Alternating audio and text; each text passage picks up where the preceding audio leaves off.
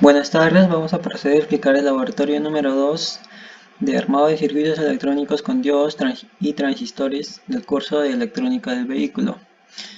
Como objetivo general vamos a implementar y analizar circuitos con diodos y transistores.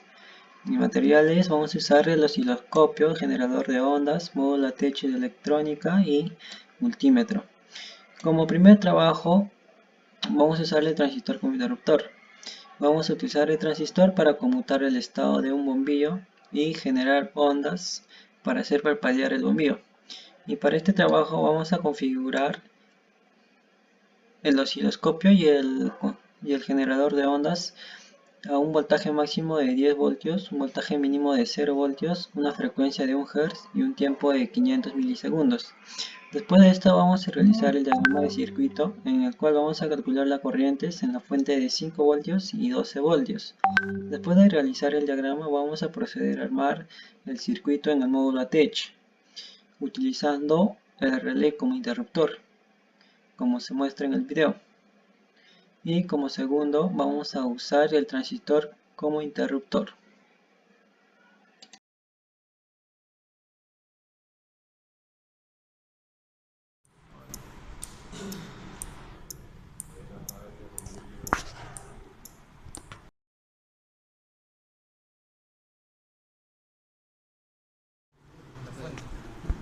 Ya no va a participar este entonces. Mi nombre es Joseph Mauri Parra. Yo le voy a hablar sobre la inversión de giro de un motor DC. Para lograr esto se utilizó una fuente de 12 voltios, un Arduino, un puente H y el motor DC. Antes de realizar el armado del circuito en el módulo tuvimos que hacer un diagrama eléctrico como vemos acá. Luego lo pasamos a montar en el módulo.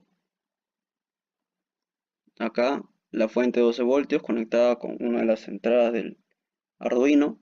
Una de las salidas del Arduino va con el IN, va conectada al IN, uno acá con tierra. El out 1 del puente H va con una de las entradas del motor y el out 2 del puente H con la otra entrada del motor. Se logró la inversión del giro por medio de un switch.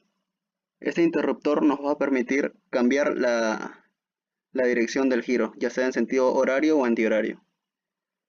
Con la ayuda de un multímetro tomamos algunos datos, la corriente de entrada y la corriente de salida. La corriente de entrada nos da 227 microamperios y la corriente de salida 0.041 miliamperios. El beta lo obtuvimos dividiendo ambos 0.18 amperios, siendo una ganancia de 18%.